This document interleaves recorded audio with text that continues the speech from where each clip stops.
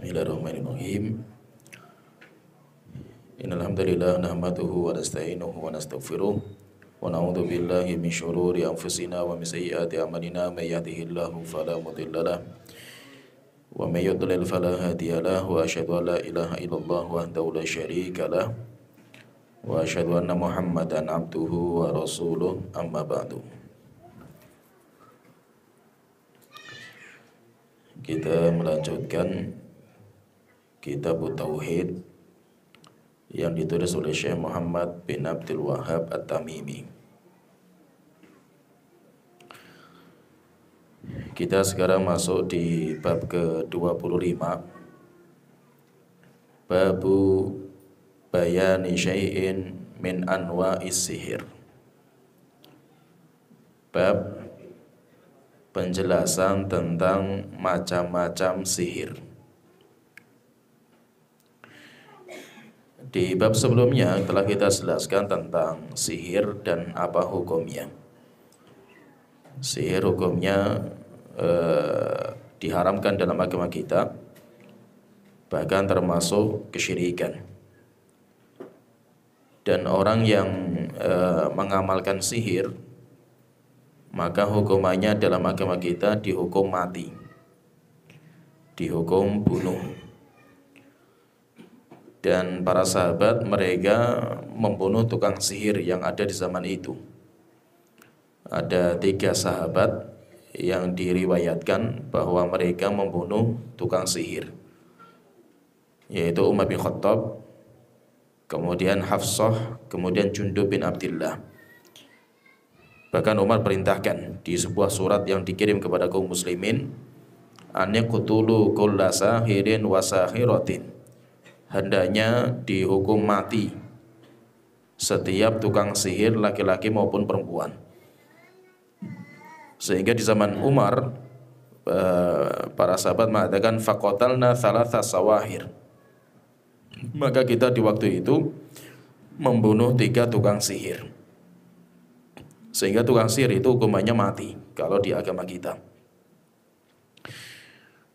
Sekarang kita masuk di bab ini, bab yang ke-25 tentang macam-macam sihir. Sihir itu bermacam-macam. Kita bacakan dulu ucapan beliau, penulis. Qala Ahmadu, berkata Imam Ahmad, haddatsana Muhammad bin Ja'far, telah mengabarkan kepada kami Muhammad bin Ja'far. Beliau berkata haddatsana Auf, Auf telah mengabarkan kepada kami an Hayyan bin Allah, dari Hayyan bin Allah. Beliau berkata haddatsana Qatan bin Qabisah, Qatan bin Qabisah mengabarkan kepada kami an abihi, dari bapaknya, annahu sami'a Nabiyya sallallahu alaihi wasallam qala, bahwa Rasulullah SAW, bahwa beliau mendengar Rasulullah SAW beliau bersabda, innal iyafata wa tarqa wa tiyarata minal jibti, sesungguhnya iyafah, wa tarq garisan, wa tiyarata dan tiyarah, minal jibti termasuk bagian dari sihir. Qala Aufun, Auf setelah itu menjelaskan tentang sabdanya Rasulullah ini. Al-iyafatu zajrut thair, yang dimaksud dengan iyafah dalam hadis ini adalah melepas burung. Setelah itu nanti burungnya terbang kemana, kemudian itu diikuti. Wa tarqu, sedangkan tarqu al-khat yukhattu bil ardi, garis yang digaris di tanah untuk meramal. Wal jibtu, sedangkan jibt, qala al-Hasanu, Al-Hasan al-Basri beliau mengatakan rannatu syaitan. Al-jibt itu adalah loncengnya syaitan atau suara syaitan, bisikan syaitan kepada telinga manusia. Isnaduhu jayyid, sanad hadis ini bagus. Wali Abi Dawud wan Nasa'i wa Ibnu Hibban fi sahihihi wal musnad minhu. Demikian juga hadis ini dikeluarkan oleh Imam Abu Dawud, Imam Nasa'i, Imam Ibnu Hibban di dalam sahihnya, al-musnad minhu, yang sampai kepada Rasulullah SAW. Kemudian hadis yang kedua, wa an Ibnu Abbas radhiyallahu anhuma, dari Abdullah bin Abbas radhiyallahu anhuma, qala, beliau berkata, qala Rasulullah sallallahu alaihi wasallam, Rasulullah sallallahu beliau bersabda, man iktabasa syu'batan minan nujum, siapa yang mengambil sebagian dari ilmu perbintangan, faqad iktabasa syu'batan minas sihri, maka dia telah mengambil cabang dari ilmu sihir. Zada ma zada, semakin bertambah ilmu perbintangan, maka semakin tambah ilmu sihir dia. Rawahu Abu Dawud bi isnadin sahih. Hadis ini dikeluarkan Imam Abu Dawud dengan sanad yang sahih. Yang ketiga, walin Nasa'i min hadithi Abi Hurairah radhiyallahu anhu, dikeluarkan oleh Imam Nasa'i dari hadis Abu Hurairah radhiyallahu anhu, Rasulullah bersabda, man aqada uqdatan, siapa yang membuat sebuah ikatan, thumma nafatha fiha, kemudian dia meniup ikatan itu, faqad sahara, maka dia telah menyihir. Wa man sahara faqad asyraka, siapa yang menyihir maka dia telah berbuat kesyirikan. Wa man ta'allaqa syai'an wukila ilaihi, siapa yang bergantung kepada sesuatu, dia akan diserahkan kepada sesuatu tersebut. Kemudian yang keempat, hadis yang keempat, wa an Ibnu Mas'ud radhiyallahu anhu, dari Abdullah bin Mas'ud radhiyallahu anhu, anna Rasulullah sallallahu alaihi wasallam qala, bahwa Rasulullah SAW beliau bersabda, ala hal unabbiukum mal'atuhu, maukah kalian saya kabarkan apa itu al-atuhu, yaitu sihir. Hiyan namimatu al-qalatu bainan nas, al-atuh adalah namimah, yaitu mengadu domba. Al-qalatu bainan nas, yang akan memotong hubungan manusia. Rawahu Muslim, hadis ini dikeluarkan oleh Imam Muslim. Kemudian hadis yang kelima, walahuma an Ibni Umar radhiyallahu anhuma, dan dikeluarkan oleh Imam Bukhari dan Muslim dari Abdullah bin Umar radhiyallahu anhuma, anna Rasulullah sallallahu alaihi wasallam qala, bahwa Rasulullah SAW beliau bersabda, inna minal bayani la sihran, sesungguhnya sebagian penjelasan adalah sihir. Nah, ini bab yang dibawakan oleh penulis berkaitan dengan macam-macam sihir. Intinya nanti kata para ulama, sihir itu ada 3 macam. Intinya sihir itu nanti terbagi menjadi 3 macam. Itu semuanya nanti dinamakan sihir, cuma tidak semuanya syirik. Sehingga nanti macam-macam hukumnya sesuai dengan hakikatnya. Yang pertama dinamakan dengan sihirut takhyil, sihir hayalan. Yaitu maksudnya hayalan itu menggambarkan sesuatu yang berbeda dengan hakikat. Takhyil. Lah ini nanti sering dinamakan dengan sihirul uyun, sihir mata. Mata orang yang melihat. Jadi ada sihir itu berupa sebuah benda dihayalkan di dalam mata, seakan-akan benda itu adalah ini, padahal bukan itu. Sehingga dibikinkan sebuah gambaran di mata berbeda dengan hakikatnya. Nah, itu namanya sihir takhyil, sihir khayalan. Sehingga mata kita yang disihir, bukan bendanya. Bendanya tidak ada masalah, bendanya enggak berubah. Sehingga tisu ya tisu, tidak akan bisa berubah menjadi burung. Tetapi orang yang melihat mata mereka disihir, sehingga di gambaran mata itu menjadi burung. Gambaran yang di mata, jadi dihayalkan, digambarkan dengan sebuah gambaran yang berbeda dengan hakikatnya, sampai seakan-akan apa yang kita lihat dalam mata kita itu adalah seekor burung. Padahal bendanya tetap tisu, nggak berubah. Ini sihir. Itu seperti ini sihir.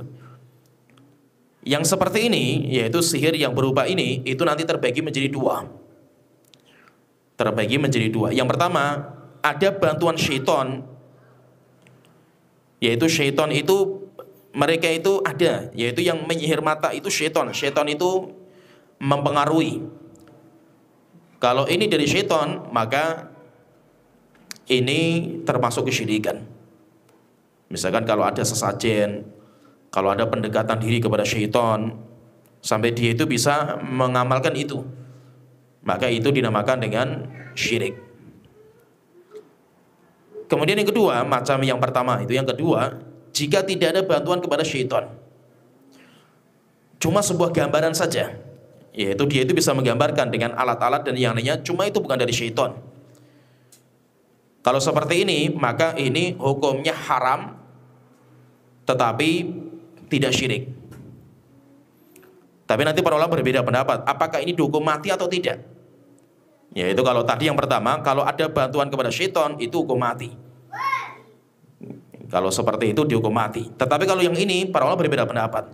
Ada yang mengatakan dihukum mati bukan karena syiriknya, tetapi dihukum mati karena telah menyesatkan banyak orang dengan mata yang melihat.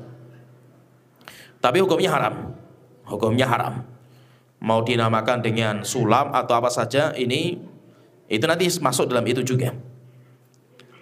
Itu dinamakan dengan sihir, namanya sihir takhyil, khayalan mata. Yaitu sihir berupa gambaran di mata, sesuatu gambaran yang berbeda dengan hakikat benda. Itu namanya sihir takhyil. Kemudian yang kedua, sihir yang kedua dinamakan dengan sihir takfir. Sihir hakiki yang bisa mempengaruhi sesuatu, seperti membuat orang sakit nyata, sehingga memang sakit orang itu, sehingga terkadang sampai di kepala ada paku, di kepala ada beling, nyata. Demikian juga ada orang tembak gak mempan, nyata. Jadi itu memang nyata, ada orang makan beling dan tidak sobek mulutnya. Ada orang misalkan dibacok dan keluar darahnya, setelah itu diusap kemudian menyatu kembali.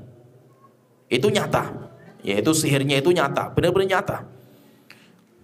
Nah, sihir seperti ini, sihir yang nyata ini sihir yang paling mengerikan. Sihir ini paling mengerikan. Dan itu ada, dan ini banyak. Sihir seperti ini itu ada dan banyak. Dan ini nanti yang sering dinamakan sihir itu yang ini. Sehingga bahasa sihir di kita itu biasanya yang ini. Walaupun sihir bukan hanya itu, ini juga termasuk sihir. Dan ini termasuk sihir yang paling mengerikan, paling kuat. Sihir yang paling kuat itu adalah sihir yang mempengaruhi nyata, atau sihir yang dinamakan dengan sihir hakiki, nyata, punya pengaruh. Sehingga bahkan terkadang orang bisa gila. Jadi pengaruhnya itu bisa ke fisik. Kemudian yang kedua bisa ke pikiran, pengaruhnya itu bisa ke bahkan ke sesuatu yang luar, seperti perceraian. Demikian juga seperti membuat kaya, membuat miskin, bisa. Demikian juga bisa ke fisik, fisiknya bisa sakit, bisa kurus, atau bisa ke pikiran, jadi sampai sakitnya itu kepikiran, menjadi orang stres, gila. Dan itu bisa. Sihir seperti itu syaitan bisa. Nah, sihir yang seperti ini, sihir yang modelnya seperti ini, itu nanti harus ada ikatan. Sehingga sering juga nanti sihir yang seperti ini dinamakan dengan sihir uqad. Sihir berupa ikatan, buhul yang ditiup. Jadi sihir yang model seperti ini itu nggak akan bisa tanpa ada ikatan. Harus ada buhulnya. Di bahasa kita seringnya kalau kita itu nanti dinamakan dengan buhul. Yaitu harus ada ikatan. Kalau di Al-Quran itu dinamakan dengan uqad. Wa min syarrin naffatsati fil uqad. Uqad itu ikatan sihir, harus ada yang ditiup. Untuk memindahkan sihir itu kepada orang yang disihir itu harus ada ikatan. Ikatan itu namanya buhul. Nanti syaitan ketika dikirim, sihir ketika dikirim, dan syaitan itu akan mengerjakan sesuai dengan apa yang ditugaskan. Kalau tugasnya itu misalkan mencelakakan fisik, sakit, benar bisa sakit. Bahkan terkadang sakitnya itu sakit normal, bukan hanya sakit yang nggak normal. Terkadang sakit normal, ada orang pusing, ya memang pusing. Diteliti ke dokter pun ya memang pusing gitu.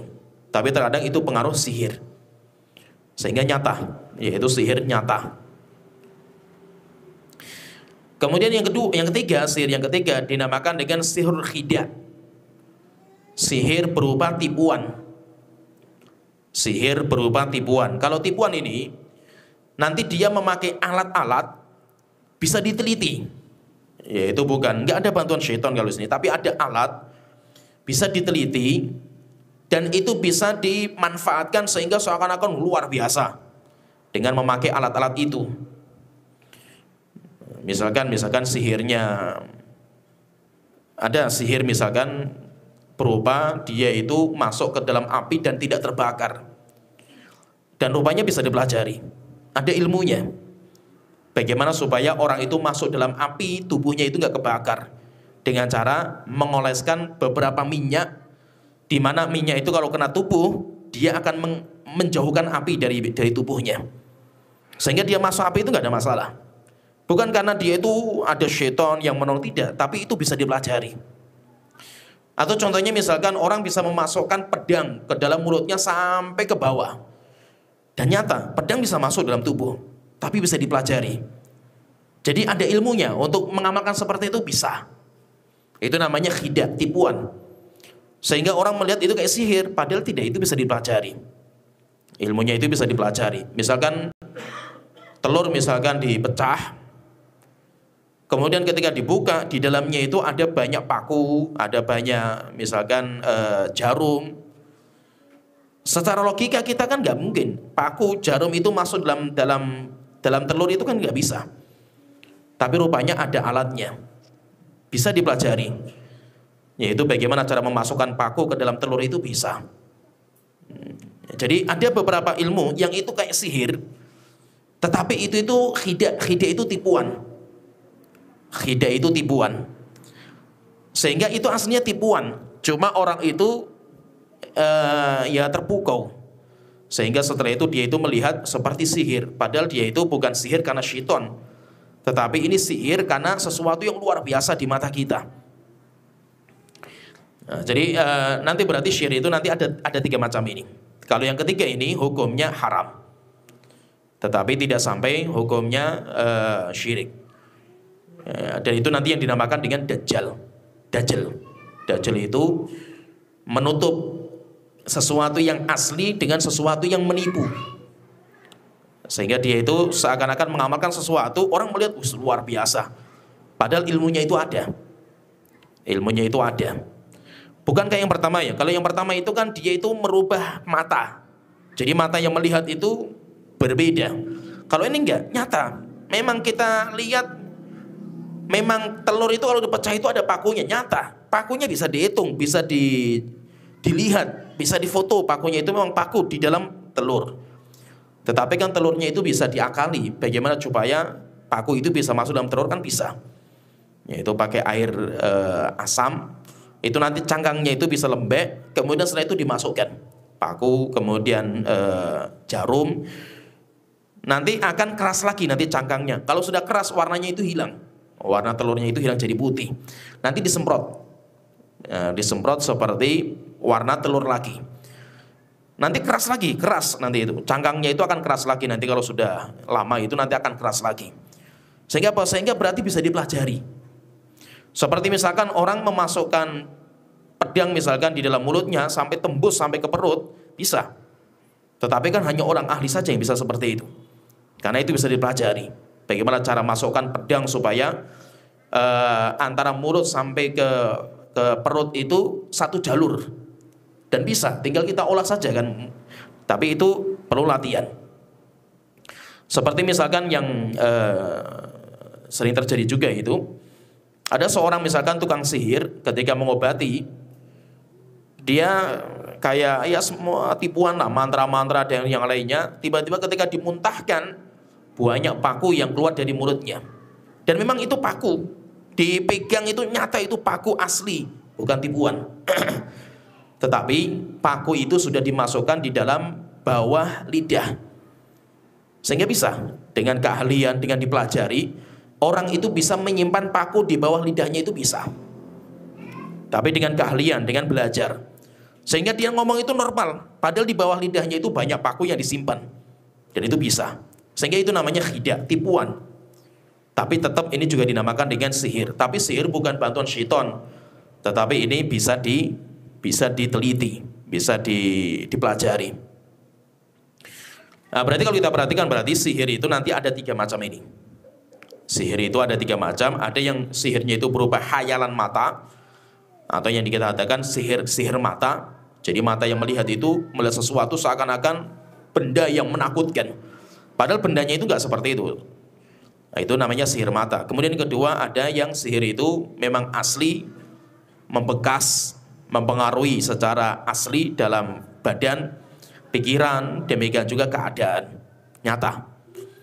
Kemudian yang ketiga, nanti ada tipuan sihir, tapi itu khidah, itu tipuan. Seperti misalkan kalau kita lihat seperti sihirnya sihirnya tukang Fir'aun, Fir'aun ketika berhadapan dengan Nabi Musa alaihissalam. Itu sihirnya tukang sihir Fir'aun itu namanya sihir takhyil. Karena mereka itu tidak bisa merubah tali menjadi ular, dan mustahil bisa, tukang sihir nggak akan bisa. Sehingga ketika berhadapan antara Nabi Musa dengan tukang sihir Fir'aun, Nabi Musa membawa tongkat, yaitu memang tidak disiapkan untuk bertarung, karena memang Nabi Musa nggak tahu sihir. Nabi Musa suruh datang, ya dia datang. Dia pun nggak tahu juga nanti gimana cara berhadapan tukang sihir. Nabi Musa nggak tahu. Sedangkan tukang sihir Fir'aun, mereka membawa tali. Ketika berhadapan, maka tukang sihirnya Fir'aun mengatakan, wahai Musa, siapa yang pertama kali melempar sihirnya? Maka Nabi Musa mengatakan, silakan kalian yang melempar. Fa'alqaw hibalahum, akhirnya mereka melempar tali-tali mereka. Kemudian ketika dilempar tali, akhirnya Nabi Musa ketika melihat itu seperti thu'banun mubin, seperti ular yang nyata, jelas di matanya Nabi Musa alaihissalam. Hayatan tas'a, dalam ayat yang lain seperti ular yang berjalan ngejar Nabi Musa. Dalam ayat yang lain Allah Ta'ala mengatakan saharu a'yunan nasi wastarhabuhum, mereka menyihir mata orang yang melihat, dan mereka menggambarkan dengan gambaran yang menakutkan. Jadi gambaran tali digambarkan di mata dengan gambaran wastarhabuhum, membuat takut. Waja'u bisihrin azim, dan mereka mendatangkan sihir yang nyata. Sihir itu dinamakan sama Allah dengan sihir. Sampai akhirnya kan Nabi Musa takut, mundur. Ketika dikejar sama tali ini, Nabi Musa takut, mundur. Sampai Allah Ta'ala mengatakan, la takhaf, Musa kamu jangan takut, innaka antal a'la, karena kamu hari ini akan menang. Fa'alqi ma fi yaminika, lempar tongkat yang di tangan kanan kamu, talqaf ma sona'u, ini saya akan berubah menjadi ular beneran yang akan memakan tali-tali itu. Sehingga itu ular beneran, dari aslinya kayu berubah menjadi ular yang ada darah, ada tulang, ada daging. Dan itu nggak bisa, tukang sihir seperti itu nggak bisa. Sebenarnya dulu awal kali Nabi Musa mendapatkan wahyu, yaitu ketika Nabi Musa mendapatkan wahyu di Gunung Tursina, atau di lembah namanya Tuwa, Bilwadil Muqaddasi Tuwa, jadi Tuwa namanya itu, di sebuah lembah. Kalau gunungnya itu namanya Tursina. Ketika mendapatkan wahyu itu kan Allah tanya, wa ma tilka biyaminika ya Musa, Musa, apa yang di tangan kanan kamu itu? Maka Nabi Musa dengan polosnya mengatakan, innama hiya asaya, Tuhanku ini tongkat, ya atawakkau 'alaiha, yang saya gunakan untuk bersandar ketika berjalan, wa ahusyu biha ala ghanami, dan saya gunakan untuk menggiring gembalaan saya, yaitu ternak saya. Waliya fiha ma'aribu ukhra, dan saya memiliki tujuan yang lain dengan tongkat ini, wahai Tuhanku. Akhirnya Allah Ta'ala mengatakan, qala alqiha ya Musa, coba lempar tongkat kamu itu, wahai Musa. Akhirnya dilempar tongkatnya itu sama Nabi Musa. Setelah itu berubah menjadi ular, sampai akhirnya Nabi Musa ketakutan. Maka Allah Ta'ala mengatakan, la takhaf, wahai Musa jangan takut, sanu'iduha siratal ula, akan kami kembalikan kejadian ini. Nanti akan ada kejadian ini lagi, yaitu tongkat kamu nanti akan berubah jadi ular. Tapi kapan? Nabi Musa nggak tahu. Sehingga ketika Nabi Musa berhadapan sama tukang sihir Fir'aun, Nabi Musa pun nggak tahu melawan mereka dengan apa.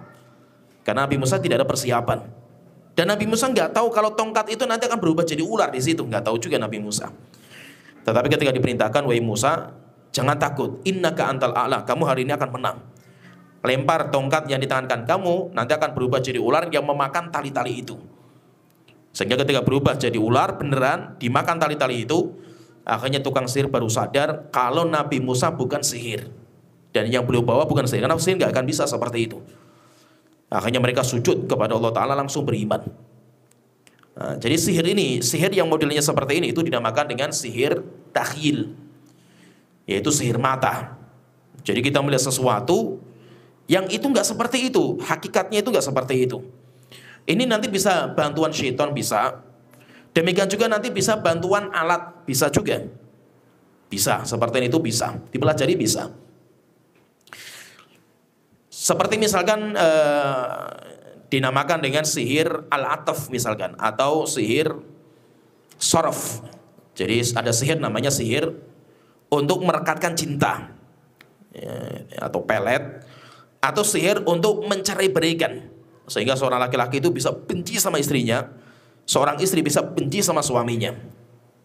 Terkadang bukan karena dibikin dalam hatinya itu kebencian, tidak. Tetapi terkadang digambarkan wajah istri di mata suaminya itu sesuatu yang sangat jelek. Dan itu bisa, sihir itu seperti itu bisa. Dan itu nyata, kejadian itu nyata. Sampai ada beberapa kasus ya. Karena kita itu dulu, saya itu sering ruqyah. Sehingga banyak kita dapati kasus-kasus itu banyak sekali. Ada kasus nyata. Ada kasus nyata. Seorang mahasiswi, jadi dia itu intinya kuliah di luar kota. Waktu itu bapaknya itu ngadu ke saya. Kenapa? Karena anaknya itu hilang. Jadi anak perempuan itu minggat lah, hilang intinya itu. Akhirnya setelah itu ya kita sempat diskusi lah sama keluarganya, gimana Ustaz? Akhirnya ya kita cari semampu kita. Sampai akhirnya ketika itu dapat, yaitu perempuan itu dapat, rupanya dia itu minggat sama seorang laki-laki. Dan anehnya itu sampai dia itu ya minggat dari kuliah, nggak kuliah lagi. Setelah itu dia itu ya kayak berkeluarga lah gitu, kumpul kebo dengan seorang laki-laki sampai rela melepas kuliahnya, melepas keluarganya. Yaitu tidak pulang ke rumah, demikian juga nggak kuliah lagi. Setelah itu dia pindah kota lain. Sampai akhirnya kedapatan di situ, ketangkep. Sampai akhirnya waktu itu sempat keluarganya ngubungi saya lagi, saat ini sudah ketangkep ini.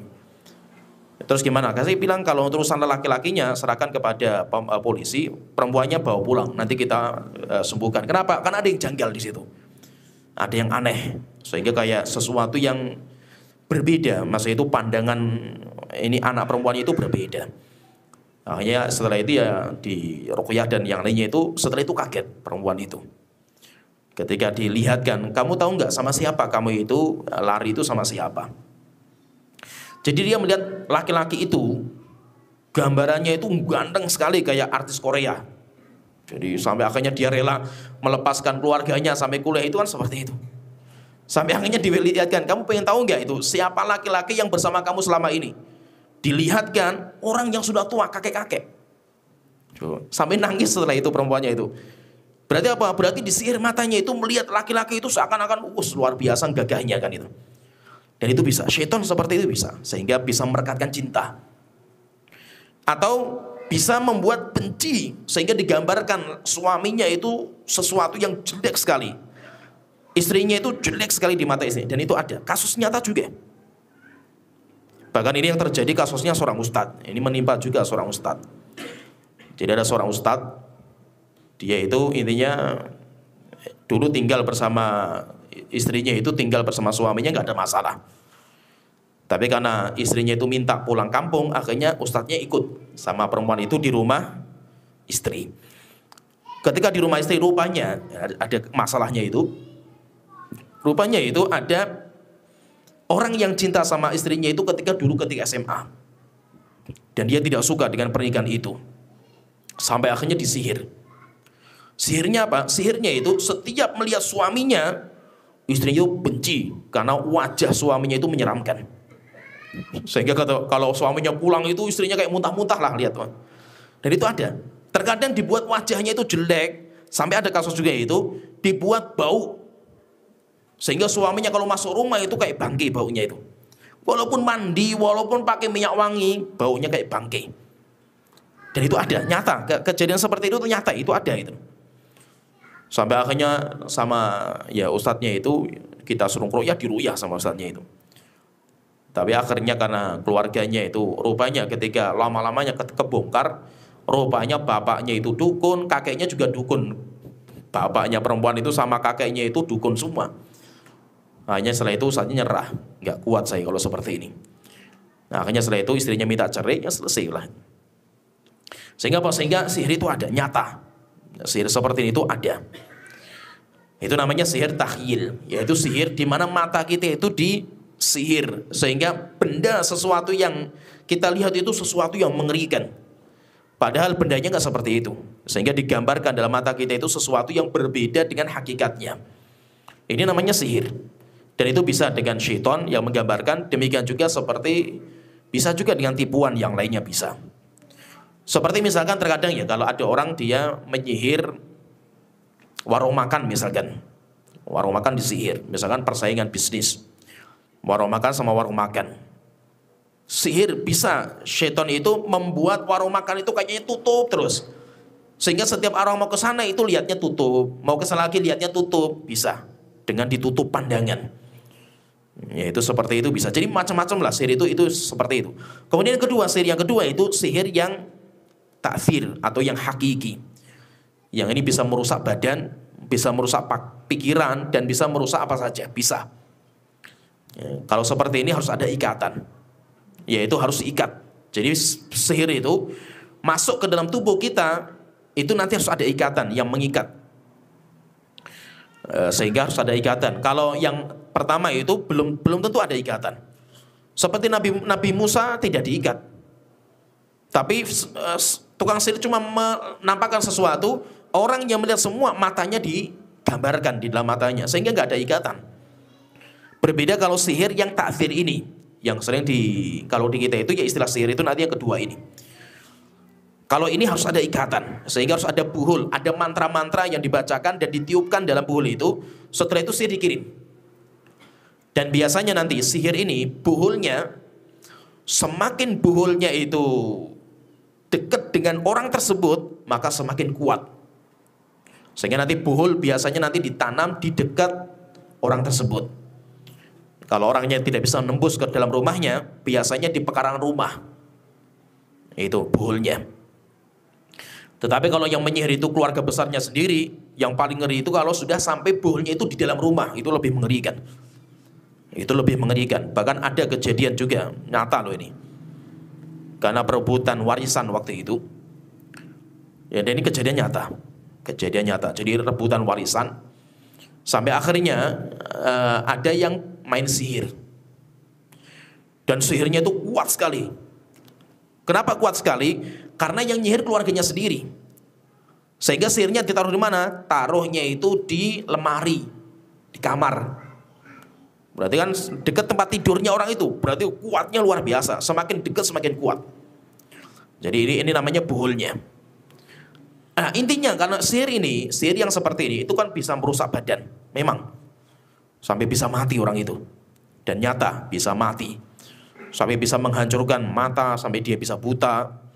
Bisa menghancurkan rahim, sampai orang itu nggak bisa hamil. Bisa. Demikian juga semualah bisa dihancurkan dengan sihir itu bisa.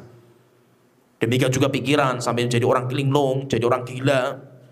Dan itu sihirnya Rasulullah dulu. Rasulullah kan disihir di sini. Sama Labib bin A'sam. Itu kan sihirnya Rasulullah itu pikiran. Sehingga Rasulullah itu disihir sampai berbulan-bulan. Dan ditanam nanti buhulnya sama Labib bin A'sam itu di sebuah sumur.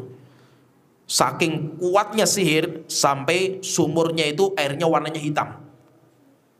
Dan itu dari sisirnya Rasulullah. Jadi mesti ada barangnya si orang yang disihir itu mesti ada. Mau sisirnya atau pakai kainnya atau rambutnya itu biasanya diambil. Karena lebih kuat. Nah itu nanti harus ada namanya dinamakan dengan mantra sampai akhirnya ditiup mantra itu di sebuah buhul. Setelah itu nanti dikirim. Sebenarnya ngobati sihir yang model seperti ini, ngobatinya itu dengan diambil buhulnya, dilepas ikatannya itu selesai. Sihirnya akan lepas sendiri. Dengan sendirinya itu orang itu akan sembuh. Pertanyaan, nah kalau kita nggak bisa mendapatkan buhulnya, terus bagaimana? Ya dengan cara diruqyah. Mau ruqyah mandiri, itu lebih bagus. Kalau tidak bisa ruqyah mandiri, ya dia diruqyah sama orang lain. Tapi kalau dapat buhulnya, otomatis buhulnya kalau dilepas, walaupun nggak dibacakan sihir, nggak dibacakan ruqyah ya, kita dapat misalkan ada ini kejadian nyata juga. Ada orang dia itu pengen bikin pagar waktu itu. Akhirnya kan digali sebelah rumahnya. Tiba-tiba dapat buhul, yaitu kain mori diikat di dalamnya itu ada beberapa benda. Akhirnya langsung dibawa ke rumah saya waktu itu. Ya jamaah saya gitu. Dibawa, setelah itu saya bilang ini buhul ini.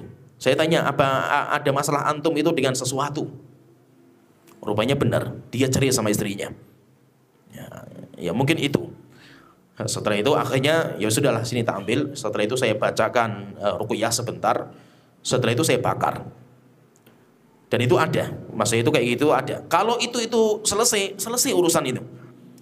Nggak usah diruqyah saja, itu bisa langsung dibakar atau sebaiknya nanti teman-teman kita itu kalau dapat buhul itu dibuang di lautan. Karena dengan terkena garam, taruh di lautan itu sihirnya itu akan lepas sendirinya ikatan itu. Sebaiknya nanti prakteknya seperti itu dan itu bebas. Ya, kalau kita dapat buhul itu tinggal dilepas. Kenapa? Karena itu ikatan. Uqad, aqdun itu sebuah ikatan di mana sihir itu adalah ikatan. Ketika ikatannya lepas, maka sihirnya lepas sendiri. Cuma kan mencari buhul ini tidak mudah.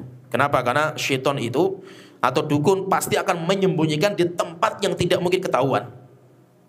Sehingga dia akan mencari tempat mana supaya tidak ketahuan. Maka kalau tidak ketahuan dan kita mencari susah, ya akhirnya kita obati dengan jalan yang lain. Tapi nanti tidak boleh diobati dengan meminta jin atau dukun untuk mengangkatnya. Jadi nanti ada istilah lain, pembahasan lain, yaitu boleh nggak mengobati sihir dengan tukang sihir yang lain? Tidak boleh. Atau mengangkat sihir oleh tukang sihir itu sendiri. Hukumnya apa? Hukumnya nggak dibolehkan. Hukumnya tidak dibolehkan. Misalkan ini ada orang, misalkan ini kasus nyata juga. Ini terjadi. Yaitu ada orang dia itu pasang susuk.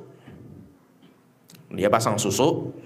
Ya biasalah banyak nanti tujuan orang pasang susuk ikan banyak. Ada yang pengen cantik, ada yang awet muda, ada yang biar matanya indah. Terus macam-macam lah orang pasang susuk itu kan macam-macam. Kalau seandainya dia tobat, pertanyaan, dia boleh nggak datang ke dukun yang dulu masang dia untuk mencabutnya? Nah, maka itu nggak boleh. Tidak dibolehkan. Kenapa? Karena antum sudah tahu ini syirik, diobati dengan syirik lagi, nggak boleh lagi. Ya, jadi mengangkat sihir dengan sihir yang sama, itu tidak dibolehkan. Terus bagaimana? Ya harus diobati dengan cara yang syar'i, diruqyah atau diterapi pakai daun bidara atau yang lainnya. Tapi yang paling kuat ini kalau bentuknya itu sihir ya. Yang paling hebat ini kalau setelah saya lama terjun di dunia seperti ini, yang paling kuat itu adalah imunitas iman. Jadi sebenarnya gini, sihir itu kayak penyakit dari luar yang masuk dalam tubuh kita.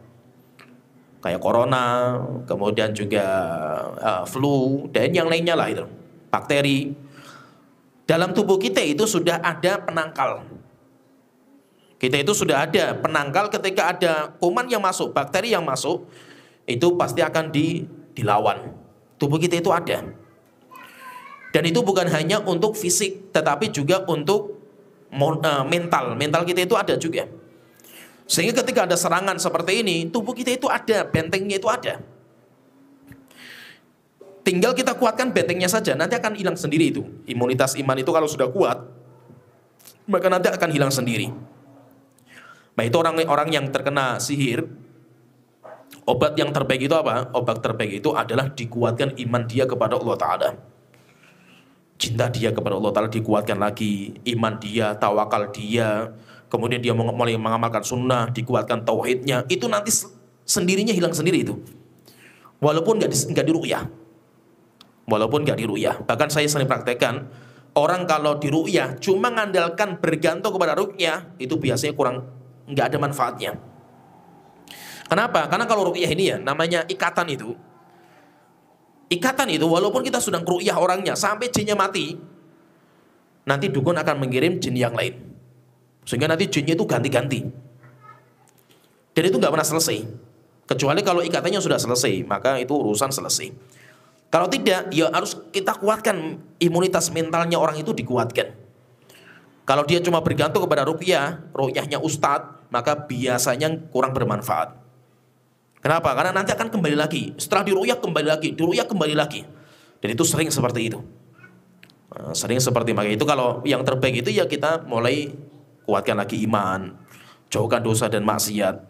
Memang awal-awal nanti kalau sistem terapinya seperti ini ya. Awal-awal dia itu kembali ke agama, kemudian dia itu berusaha untuk menghilangkan kesyirikan dalam tubuhnya dan yang lain itu mesti pertentangannya kuat sekali, luar biasa kuatnya. Tapi kalau dia itu ya mentalnya kuat, nanti lama-lama akan hilang. Saya ada kisah nyata juga ya nih. Teman dulu ketika di pondok, dia itu punya jin turunan. Atau kalau bahasa kita sering dinamakan dengan jin nasab. Sebenarnya itu jin dari kakeknya. Kakeknya dukun terkenal. Setelah kakeknya mati, jinnya itu dia akan berkhidmah untuk anaknya. Sehingga sampai ke teman saya itu. Dia itu ada jin nasab yang mengikuti dia, menjaga dia. Ya dia itu kayak sesuatu yang ya, tubuhnya itu kayak aneh gitu, maksudnya itu dia pun merasa seperti itu. Sehingga kayak kebal, kayak bisa menerawang jauh dan yang lainnya kayak dia itu apa ini gitu. Dia pun nggak tahu dari mana gitu. Demikian juga sering kalau dia itu misalkan di kamar itu nanti tiba-tiba sebelahnya ada pocongan. Saking seringnya kayak gitu sampai dia itu lihat jin itu biasa gitu loh. Terkadang dia di rumah itu ada, dulu dia cerita itu ada foto. Tiba-tiba keluar dari fotonya itu ya gundruwo biasa, tapi dia nggak takut, biasa gitu loh. Sampai akhirnya dia nekat untuk belajar agama. Ketika belajar agama waktu itu sering saya nasihati. Kata dia, semakin dia itu belajar agama, semakin berat sekali sampai dia itu nggak bisa tidur. Setiap mau tidur baru mau les dicekik sama jinnya. Sampai dia itu berhari-hari nggak bisa tidur. Pokoknya setiap mau tidur mesti kayak ketindian. Setiap mau tidur ketindian. Nggak diizinkan sama jinnya, marah lah intinya itu dengan dia itu belajar agama. Apalagi belajar tauhid yang benar, belajar sunnah itu benci sekali. Nah, akhirnya waktu itu kita bantu, dia tidurnya sebelah saya. Waktu itu tidurnya sebelah saya. Kemudian setelah itu saya bilang, ini pertarungan antara jin itu dengan tauhid antum. Kalau antum belajar terus nanti akan hilang sendiri. Karena dia tidak akan nyaman tinggal di sebuah tempat yang di tempat itu banyak ya sunnah, kemudian kita amalkan ibadah, dia nggak akan nyaman tinggal di situ. Akhirnya benar, dia lawan terus sampai akhirnya sembuh sendiri dia itu. Nah, jadi seperti itu. Ada juga cerita nyata juga seorang dukun yang dia ketika mau bertobat dilawan sama jinnya. Sampai ketika dia mau dimatikan sama jinnya itu dia masih bisa kuat. Tapi yang nggak kuat istri dan anaknya. Sampai istrinya mati, anaknya mati juga, anaknya dicekik sama jinnya. Gara-gara dia dukun kemudian tobat. Sampai setiap dia ngambil air wudhunya itu jadinya api. Yaitu kayak berubah jadi api. Dia nekat tetap ngambil air wudhu. Sampai ketika mau sholat mesti aja saja gangguannya, berubah jadi ular lah, di situ ada apa saja itu. Sampai dia nekat untuk sholat, sampai ya, pernah cerita itu. Sampai ketika dia sholat itu di depannya itu jinnya itu berubah jadi perempuan telanjang. Wes macam-macam lah itu, dilawan sama jinnya. Gak mungkin jinnya itu nyaman dengan taubatnya seseorang. Apalagi jin yang sudah kerjasama dengan orang, dukun sudah bertahun-tahun. Kok tiba-tiba dia mau taubat? Gak akan diam jinnya, akan lawan. Seperti misalkan gini, kita tinggal di rumah angker lah itu, suwung yang sudah lama. Ketika kita tinggal sana, mesti akan diganggu kita. Kenapa? Karena jinnya sudah nyaman tinggal di situ. Tiba-tiba ada orang yang pengen mengusir. Namanya jin itu nggak akan nyaman tinggal bersama manusia. Dia akan mencari tempat-tempat yang kosong, yang sepi, itu hukum asalnya. Ketika ada manusia yang masuk, dia akan melawan supaya manusia itu keluar. Tapi kalau kita paksa, kemudian kita isi ibadah di tempat itu, pasti jin itu akan nyingkir. Tapi kan nggak semudah itu. Sehingga akan terjadi peperangan. Tinggal kita itu kuat apa tidak mentalnya. Maka itu, kalau penyakitnya itu tadi berupa sihir yang takfir, yang sihir itu yang membekas dalam diri kita, maka obat yang paling bagus itu adalah iman. Imunitas iman itu kita kuatkan. Kalau dia itu hanya bergantung kepada ruqyah seorang ustadz, itu biasanya kurang maksimal. Kenapa? Karena masih ada yang kosong dalam dirinya. Dikuatkan dengan cara dia itu taubat, dengan cara dia itu kuatkan lagi iman dia, kuatkan lagi imunitas tauhid dia, itu nanti jinnya akan hilang sendiri. Kemudian yang ketiga nanti ada juga nanti sihir yang ketiga itu berubah khidah, tipuan. Dan ini juga banyak sekali. Ini juga banyak sekali. Nanti makanya banyak namanya jin-jin atau dukun-dukun gadungan. Ya seperti dukun, tapi dia itu bukan dukun sebenarnya itu, tapi dia itu banyak ya tipuan. Ya, bisa nipu ini, bisa nipu ini, bisa nipu, dan itu banyak. Di kita itu banyak yang model seperti itu. Dan ada beberapa orang yang dia itu dukun gadungan dulunya, setelah itu dia bertobat. Setelah itu dia bertobat, dan itu kisah juga Abu Bakar ketika dia dibawakan makanan sama budak. Jadi ada cerita, ada budaknya Abu Bakar itu membawakan makanan. Biasanya Abu Bakar itu kalau mau makan tanya dulu, ini makanan dari mana? Tapi tidak seperti biasanya, mungkin karena lapar Abu Bakar langsung makan makanan itu. Akhirnya ditanya sama budaknya, Abu Bakar, biasanya kan Anda tanya makanannya dari mana, kok Anda nggak tanya? Akhirnya setelah itu Abu Bakar baru bertanya, kamu dapat makan dari mana? Setelah itu dia cerita, Abu Bakar, saya itu dulu jadi dukun gadungan. Setelah itu saya itu dapat uang dari dukun itu, termasuk masih saya simpan uangnya. Nah itu saya belikan makanan ini. Akhirnya Abu Bakar ketika tahu seperti itu langsung jarinya dimasukkan ke mulutnya sampai muntah-muntah beliau. Kenapa? Karena uang yang dihasilkan dari ini itu namanya uang haram. Kalau di istilah hadis itu dinamakan dengan hulwanul kahin, uang dari perdukunan.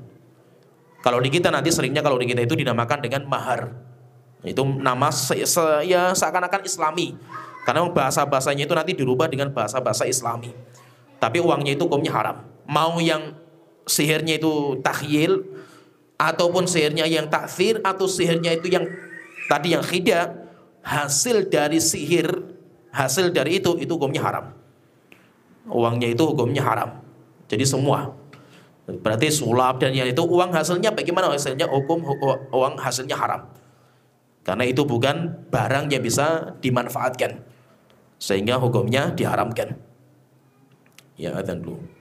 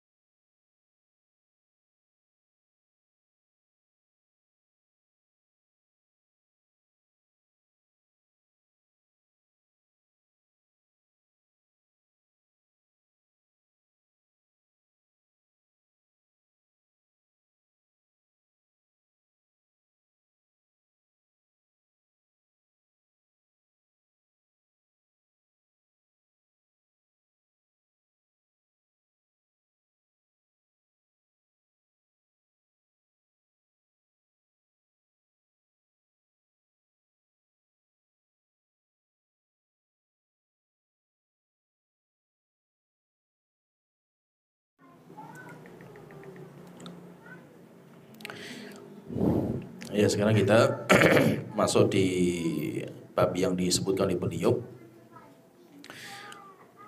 Beliau menyebutkan di dalam bab ini ada 5 dalil yang berkaitan dengan macam-macam sihir.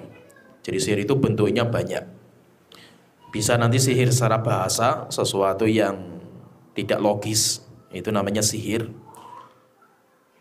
Atau sihir secara istilah syarak kita, yang tadi kita sebutkan. Hadis yang pertama yang disebutkan oleh beliau, Rasulullah bersabda, innal iyafata wat-turqa wat-tiyarata minal jibti. Sesungguhnya iyafah itu meramal dengan menerbangkan burung.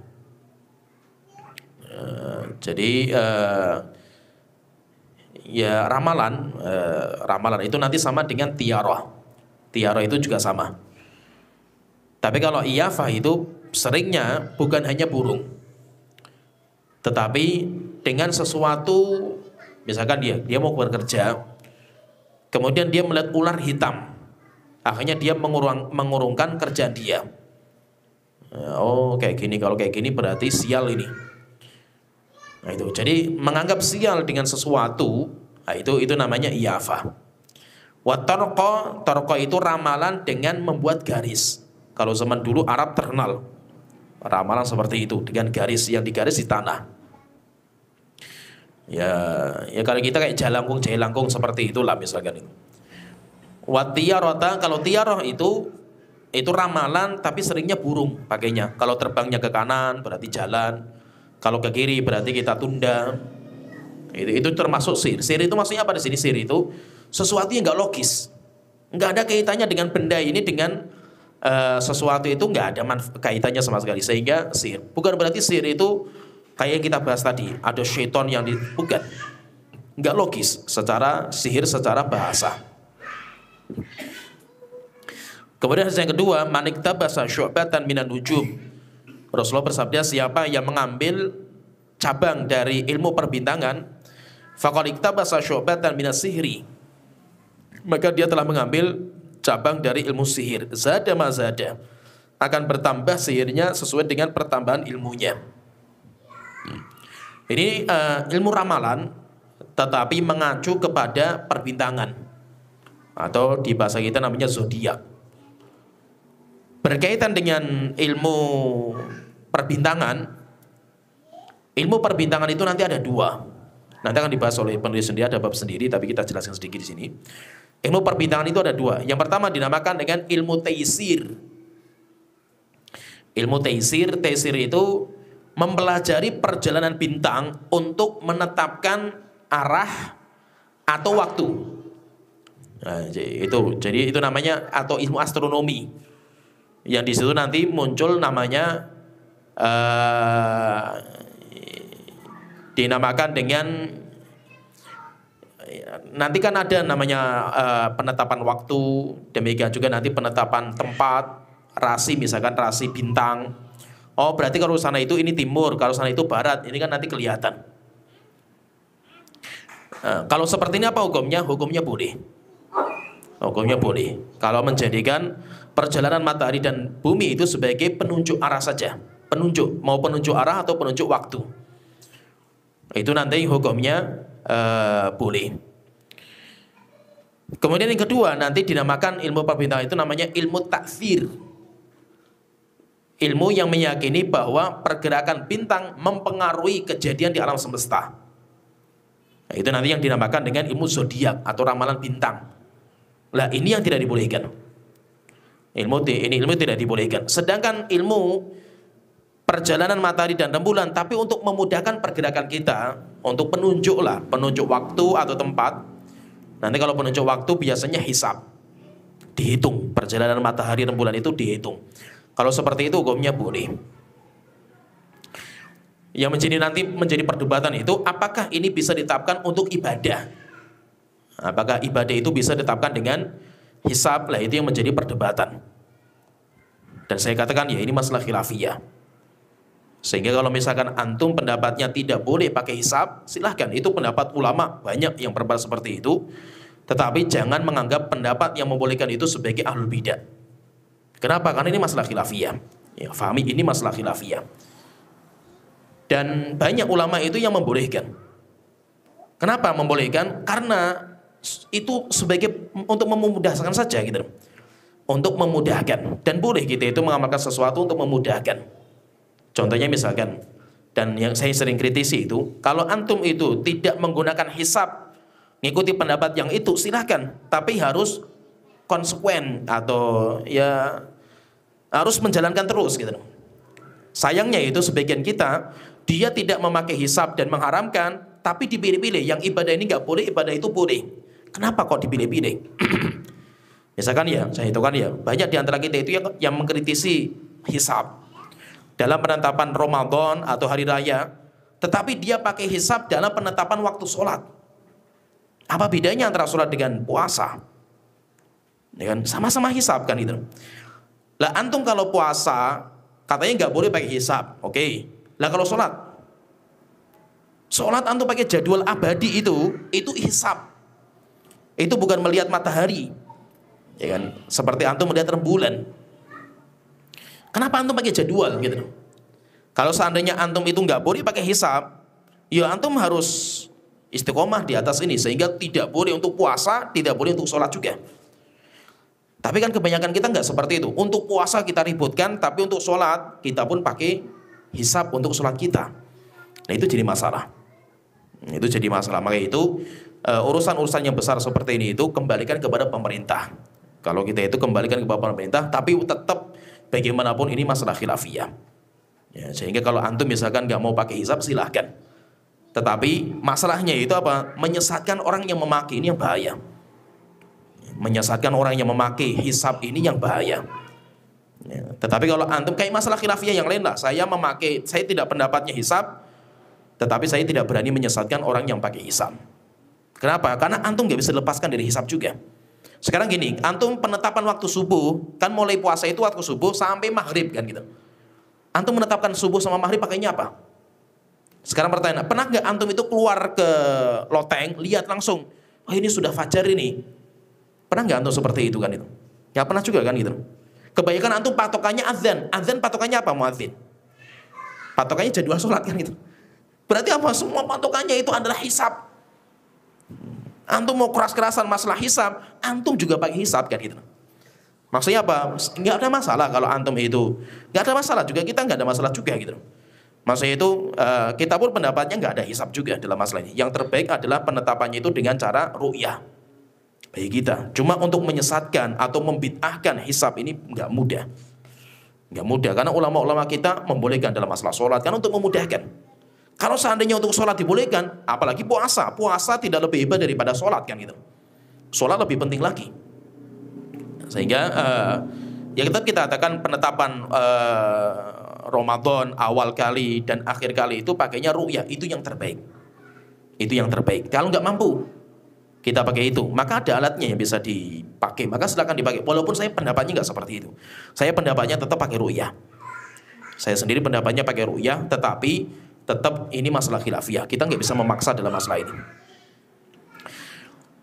Kemudian yang ketiga yang beliau bawakan, man aqada uqdatan tsumma nafatha fiha faqad sahara. Siapa yang mengikat sebuah ikatan buhul, kemudian meniupkan ikatan itu, maka dia telah berbuat sihir. Wa man sahara faqad asyraka. Siapa yang menyihir, maka dia telah berbuat kesyirikan. Wa man ta'allaqa syai'an wukila ilaihi. Siapa yang bergantung pada sesuatu, dia akan diberikan kepada perkara itu. Itu dinamakan dengan sihir. Kalau ini jelas sihir itu nanti yang paling masyhur, sihir itu yang bagian ini. Kemudian yang keempat, Rasulullah nanti keempat dan kelima itu ada perkara-perkara yang dinamakan sihir, tetapi itu bukan sihir yang kita bahas, tapi itu sihir secara bahasa. Yaitu apa? Rasulullah mengatakan di sini sihir itu apa? Sihir itu namimah, yang bisa memecah belah antara manusia, mengadu domba. Maksudnya itu kenapa kok namimah, mengadu domba itu dinamakan sihir? Karena sesuatu yang nggak logis. Sesuatu yang masuknya itu sembunyi-sembunyi, nggak kelihatan.